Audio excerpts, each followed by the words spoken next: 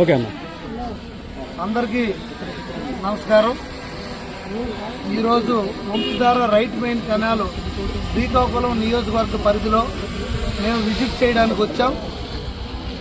ఈ సందర్భంగా స్టార్టింగ్ ఏదైతే 27, 26 అలాగే 24 ఇవన్నీ ఉన్నాయో ఇవన్నీ కూడా చూడడం జరిగింది. అలాగే ఇది 27 AR కూడా చూడడం జరిగింది.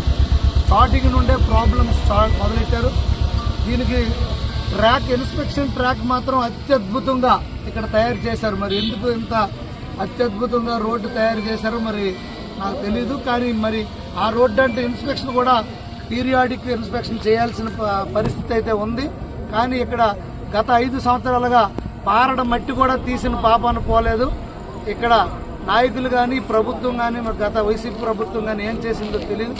కానీ వ్యవసాయంకి పెద్ద ఎత్తున ఇంపార్టెన్స్ ఇచ్చి రైతులే శ్రేయస్సే ముఖ్యంగా భావించే ముఖ్యమంత్రి నారా చంద్రబాబు నాయుడు గారు, అలాగే ఇక్కడ రాష్ట్ర మంత్రివర్యులు ఇమ్మీడియట్గా అన్ని కెనాల్స్ని కూడా వాష్ చేసి విజిట్ చేసి వీలైనంత తొందరగా చిన్న చిన్న అడ్డిల్స్ ఉంటే దాన్ని యుద్ధ ప్రాతిపదికన పనులు ప్రారంభించి రైతులకి థైలాండ్ వరకు నీరు అందించడమే మా ధ్యేయం.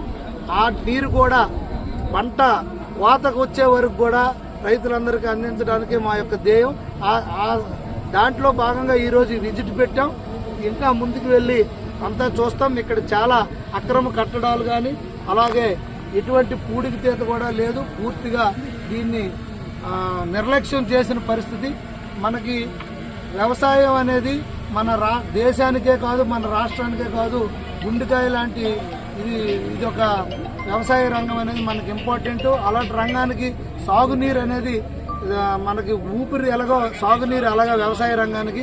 కానీ అలాంటి సాగునీటిని పూర్తిగా నిర్వీర్యం చేసిన గత ప్రభుత్వం యొక్క తప్పిదాలను మొత్తం మేము అది క్లియర్ చేసి ముందుకు వెళ్ళి రైతులందరికీ శ్రేయస్కరంగా వాళ్ళకి సాగునీరు అందించి పంటలు బాగా పండే విధంగా వారి కోసం మేము అన్ని ఏర్పాట్లు చేస్తామని సందర్భంగా తెలియజేసుకుంటూ నమస్కారం.